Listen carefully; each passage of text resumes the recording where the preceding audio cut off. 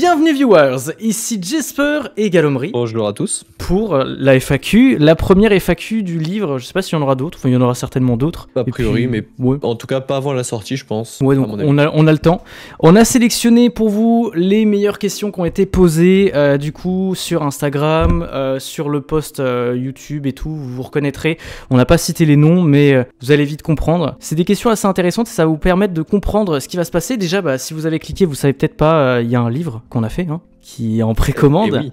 Qui est en précommande sur Amazon, le lien va être en description. Les aventuriers d'Ophiria, vous avez été nombreuses à chercher l'origine de cet acronyme, l'ADO. Puis finalement, c'est les aventuriers d'Ophiria. Bon, on va pouvoir commencer sur les premières questions, on va aller assez vite. On a Let's go. une dizaine de questions dans l'ensemble, on va répondre à tout ça le plus précisément possible, tout en restant vague sur certains points, bien évidemment. Ouais, on va pas vous spoiler, hein, il y aura pas de spoil sur le livre ou quoi que ce soit durant cette vidéo. Donc, en première question, d'où vous est venue l'idée donc de faire ce livre? Pourquoi un livre et pas autre chose? D'ailleurs, ces deux questions sont complémentaires. Ouais. Donc, l'idée d'un livre, tout simplement parce que il y a 4 ans, j'avais déjà écrit un livre, donc je connaissais un peu le milieu. Et l'écriture, c'est quelque chose qui me passionne moi personnellement. C'est pour ça que j'ai contacté Jesper pour lui proposer de faire un livre, parce que c'est quelque chose que je savais faire. Si je lui proposais de faire un jeu vidéo, je m'y connaissais pas. Ouais. Donc j'allais pas lui proposer ça. Et je trouvais ça marrant, un projet commun à faire, donc nous deux. D'où le livre. Voilà, tout simplement une passion. Voilà, ouais, c'est ton domaine, ça t'intéresse. Et puis tout de suite, j'ai accroché parce que je trouvais ça super intéressant. Et on va enchaîner sur la prochaine question qui colle. Hein. Est-ce que vous avez mis longtemps à trouver le thème du livre ? C'était plutôt simple parce que toi, tu aimes beaucoup l'univers médiéval, fantasy, heroic fantasy, Yep. tout ça. Et moi aussi, donc très vite, on s'est rejoint là-dessus. Tout ce qui est on est très fan de tout ce qui est un peu Seigneur des Anneaux. Moi moins, mais toi, Game of Thrones et d'autres styles, The Witcher, tout ça, ça nous a... Et en fait, il faut dire aussi que le thème était quasiment... Pas imposé, mais pas loin par le serveur Ophiria à l'époque. C'est vrai, ouais. Ce côté RPG, ce côté avec des boss, fantasy. On retrouve pas mal d'éléments quand même dans le livre. Ouais, donc, parce que à la base, tu m'avais contacté en même temps qu'il y avait le fameux serveur Minecraft qu'on était en train de faire avec DeusClick, qui malheureusement n'est pas sorti. Et ça collait énormément au thème de ce qu'on voulait faire. C'était vraiment un univers fantasy avec des quêtes, des monstres, des boss, des aventures, tout ça. Et donc, c'est un peu de là que c'est parti et qu'on a réussi à trouver le thème du livre finalement. Voilà, et puis même si le thème a dérivé au fur et à mesure, on est parti d'une base qui était facile à trouver et on était plongé dans l'univers, et c'est ça qui nous a permis de développer une histoire que je trouve personnellement incroyable. Incroyable, c'est sûr, là, c'est le mot parfait. Du coup, on va pouvoir passer directement à la troisième, on perd pas de temps. Combien de temps pour écrire l'histoire? Et donc combien de temps est-ce qu'on a pris aussi pour faire le livre?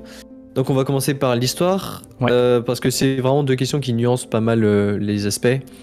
En fait, on a d'abord l'histoire qui a commencé, c'était en mars 2020. Ouais, on a mis un peu de temps avant de vraiment se mettre en place. Voilà, mars, il me semble que c'était mars, mars 2020. On travaillait sur une moyenne de une fois toutes les semaines, une fois toutes les 2 semaines. On s'appelait ensemble, donc justement pour travailler là-dessus. Voilà. Donc combien de temps ça a pris? Vous voyez que moi j'y passais 3 à 4 heures minimum toutes les 2 semaines, toutes les semaines en fonction. Et après on multiplie sur 1 an et demi, quasiment, 1 an et demi je pense. Ouais. En comptant les temps de pause on va dire. Donc sur 1 an et demi vous faites 3-4 heures par semaine. Pas toutes les 2 semaines. Bon, c'est compliqué, j'ai pas fait de calcul, mais on y a passé. Quasiment 2 ans en soi. Ça a pris un bon moment. Puis aussi au niveau de la méthode de travail, en gros c'est assez simple. On formait l'histoire ensemble. On a commencé déjà à vraiment créer un chemin logique entre les chapitres, l'évolution des personnages, de l'histoire, tout ça. Et en gros, ce qui se passait, c'est que on imaginait les chapitres ensemble, on développait tout ce qui allait se passer à l'intérieur du chapitre, les détails, tout ça. Ensuite, tu écrivais l'intégralité du chapitre, et dès que tu avais fini, on repassait en vocal, on faisait un récapitulatif complet, je lisais, je découvrais ce que tu avais écrit, je découvrais le chapitre à chaque fois, ouais. T'avais juste un fil rouge à la base, tu savais pas tous les détails qui allaient venir. Voilà. Et donc je viens de faire un rapide calcul, on est à un peu plus de 120 heures sur l'histoire. C'est minimum 120 heures honnêtement. Ouais. Vu le temps qu'on y est passé. Puis sans parler de tous les moments qu'on a pris pour blablater, oui, c'est ça, ça tout. dérivait pas mal très tout souvent. Le temps, ouais. Donc ça c'est rien que l'histoire. À ces 120 heures, faut ajouter le processus d'édition, donc qui a commencé, et d'illustration aussi, pardon. Ouais. Donc c'est 2 processus qu'on va revenir détailler, surtout l'illustration plus tard. Ouais. Donc qui nous a pris, je pense, pas mal d'heures, le temps de se mettre d'accord, le temps de revérifier. C'est vrai, c'était pas toujours simple. On peut rajouter une bonne vingtaine d'heures, je pense, sans être trop non plus gourmand, ouais. Gourmand, voilà, chercher le mot. Et à cela, on rajoute l'édition et toutes les relectures aussi. Ouais, ça a pris beaucoup de temps, ça aussi. Bon, honnêtement, on l'a beaucoup relu. On a beaucoup relu très loin des 200 heures au total sur le livre. À mon avis, minimum. Ouais, et puis c'est devenu part entière de notre quotidien, hein, parce que voilà, et puis ça s'est réparti sur 2 voilà, ans, c'est ça. Donc dans l'ensemble, on l'a vachement bien vécu, hein. C'était pas 200 heures de travail. C'est clair, c'était pas d'affilée, on n'a pas fait ça en un mois, hein. C'était et moi j'ai vraiment adoré ces pareil, 200 heures. C'était absolument incroyable, et il y a eu tellement de belles choses qui sont passées avec ça, et puis on a appris à se connaître avec toute cette histoire. Voilà, et puis les heures qui dérivaient, on parlait, et puis... Ouais, c'était très simple de dériver. On a appris plein de trucs. Alors ensuite, du coup, est-ce que vous avez chacun travaillé sur le caractère d'un héros de votre côté, ou vous l'avez fait ensemble? On n'a jamais vraiment travaillé solo, à part toi au niveau de l'écriture, donc, mais ça partait d'un fil rouge. Au final, on n'a pas voulu chacun travailler le caractère d'un personnage. On s'est entendu sur beaucoup de choses, et disons que ça a été aussi orienté par l'écriture, naturellement. Les événements ont beaucoup amené les personnages à changer de caractère, d'expression et tout ça. Et puis après, il y a certains personnages même qui nous ressemblent un peu plus individuellement. Mais après, tout ça c'est influencé. En fait, si je devais préciser, en fait, au début, on a posé tous les deux, sans s'assimiler forcément à un personnage, on a posé les 2 caractères de manière... on s'est dit, lui, il sera... ainsi, lui sera ainsi. On s'était pas du tout assimilé au début, c'était 2 personnages random. En fait, au fur et à mesure de l'histoire, inconsciemment, on s'est vraiment rapproché chacun d'un personnage qui nous ressemblait, entre guillemets, pas forcément, mais pas mal quand même, sur les idées, sur les... Ouais, il y avait quelque chose, ouais. Et donc, sur la fin, avec la dérive du livre, les caractères ont évolué, et c'est sympathique d'ailleurs, l'évolution est assez bien. Ouais, il y a vraiment une évolution des personnages au fil du livre. Et puis ils ont obtenu des caractéristiques différentes et qui nous ressemblent, tandis qu'au début c'était pas le cas. Et puis après il y a certains autres personnages qu'on a construits ensemble, des caractères assez particuliers. Du coup, il y en a des drôles, il y en a des bâtards. Ouais, plus ou moins. Ça va, il y a de tout et on a de tous les sentiments, on a différents points de vue et ça permet d'avoir une approche de l'histoire qui est vraiment sympa parce que on a les différents points de vue des différents personnages qui ont des caractères complètement différents. C'est ça, ils sont un peu tous uniques. Hein. Donc chacun y retrouve... même vous lecteurs, vous pourrez trouver un personnage, je pense, sans problème. Qui vous accroche particulièrement. Avez-vous écrit ce livre en vous aidant d'autres personnes ou avez-vous vraiment travaillé à 2 ? Donc l'écriture du livre en lui-même, on était 2 tout le long, il n'y a pas eu de... Ouais, non, on n'a pas été accompagné. Il y a eu des petites intrusions, mais c'était pour des courtes relectures, honnêtement. Oui, voilà. L'écriture, on l'a fait à 2. Ça, c'est sûr. Après, on n'a pas travaillé à 2 sur l'ensemble du projet. Il y a l'équipe de l'édition, donc 3-4 personnes. Il y a l'équipe relecture, entre guillemets, donc forcément, la relectrice professionnelle, mais nos relecteurs à nous aussi, qu'on a contactés, donc nos proches surtout. Et en plus de ça, il y a l'équipe illustration. Donc, alors là, elle est lourde. Il y a quelques personnes en plus également. Au total, on doit monter, je pense, à une quinzaine de personnes sur l'ensemble du projet, sachant qu'on est 2 à la base à l'écrire. Ouais, parce que c'est plus compliqué que simplement l'écriture du livre, puisqu'il y a beaucoup de choses à revoir. C'est difficile, hein, quand on écrit un livre, au final, on se rend pas compte des erreurs simples, des répétitions, des tournures, des fois, qu'on a déjà faites ou qui sont un peu mal fichues, et forcément, on a toujours besoin d'un avis extérieur pour pouvoir vraiment faire une bonne histoire, je dirais. Puis après, la construction du projet, c'est un projet assez énorme. Il y a toute l'édition derrière et puis les illustrations, ça a été une part de taf énorme. Mais ça a été vraiment un moment très satisfaisant. Oui, l'illustration. C'est ça, ouais. Parce qu'on voyait le truc apparaître en fait. Ouais, on le progrès, en image, le progrès petit à petit, ouais. Même si je pense qu'une question qui d'ailleurs n'a pas été posée, mais si je devais donner un point de vue sur ce que j'ai préféré faire pendant tout ce processus, je pense que c'est la programmation des chapitres. Prévoir l'histoire, c'était vraiment un moment qui nous est rêvé. Ouais. Et on s'emportait dans des trucs incroyables. Même si, bon, petit péché mignon quand même pour pour les illustrations qui Ouais, disons que les illustrations, c'était le côté un peu facile. Bon, même s'il y a eu des complications, on demandait et on recevait à peu près ce qu'on voulait. Ça nous écoutait par rapport à ce qu'on demandait. Mais c'est vrai que la construction des chapitres, construire un monde, mettre les idées en commun, essayer de trouver des choses qui nous rendent tous les deux, c'était incroyable. C'est là où on arrivait, ouais. Mais tout ce qui est complications, je pense qu'on déterrera dans une prochaine vidéo. Ouais, c'est ça, ouais. Après la sortie du livre, comme ça on pourra carrément vous mettre les illustrations à l'écran que vous voyez bien pourquoi c'était compliqué. Ouais, on aura tellement de choses à dire. Et plein de trucs à dire. Tellement de choses à dire. Il y a une deuxième nuance de la question aussi. Comment ça s'est passé pour les illustrations? Ouais. Donc c'est pas nous qui les avons faites, bien évidemment. On avait 3 illustrateurs. Pour faire simple, il y a 2 types d'illustrations sans vous spoiler dans le livre. Et donc il y avait un illustrateur qui est mon oncle qui nous a fait ça gratuitement. Il a fait un travail de bénévolat. Il a fait un travail quelque chose de vraiment incroyable et il nous a fait ce premier type d'illustration. Et ensuite on a payé 2 illustrateurs, un pour la couverture, donc vous connaissez maintenant, et un autre pour ce deuxième type d'illustration. Qui était vraiment bien aussi. Donc dans l'ensemble, on est très content du résultat des illustrations et top. On a collaboré avec 3 personnes différentes pour avoir ce rendu. Et ça amène une diversité au niveau du style déjà qui est très très appréciable. Ouais, et puis on sort du coup du cadre de l'écriture puisqu'on a vraiment du visuel et ça permettra au lecteur, je pense, de mieux imaginer les scènes, tout ça.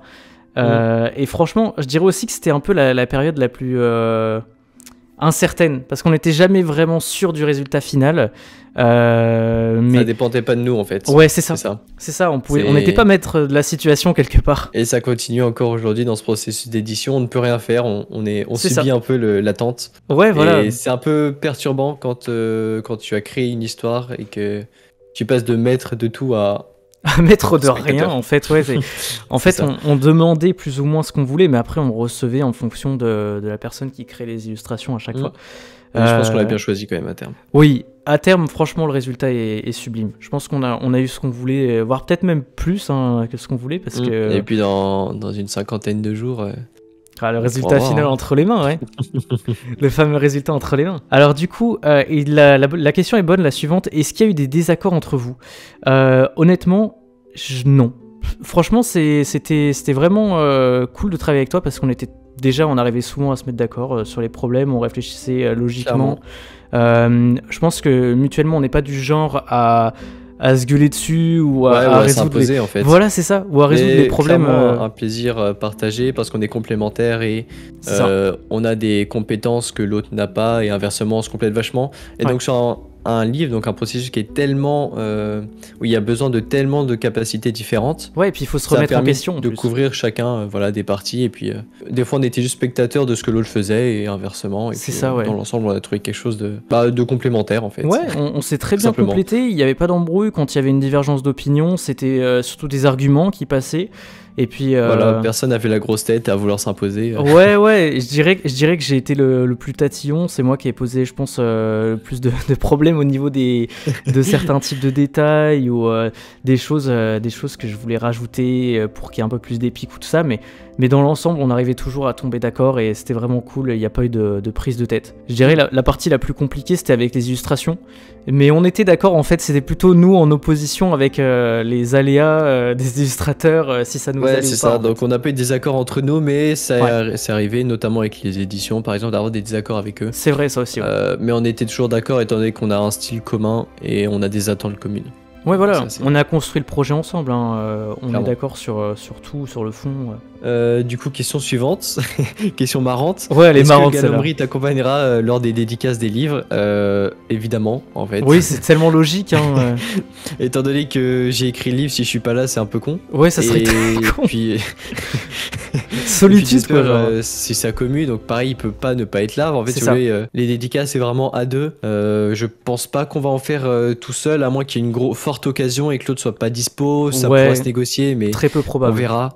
Normalement, on sera à deux partout. On se démerdera toujours pour s'il y en a un qui est plus loin, qui trouve un moyen de rejoindre ou autre. Ouais, voilà, il n'y a pas vraiment le choix en fait. Le projet il a été monté à deux. Hein. Voilà. C'est notre histoire. On veut la vivre ensemble, quoi, jusqu'au bout. On va saisir un max d'occasions pour faire les dédicaces et on fera en sorte d'être à deux pour vivre ensemble cette suite du projet. En fait. Bah ouais, toute cette histoire, c'est obligatoire. Hein. Cette question nous a fait rire quand on l'a vu personnellement.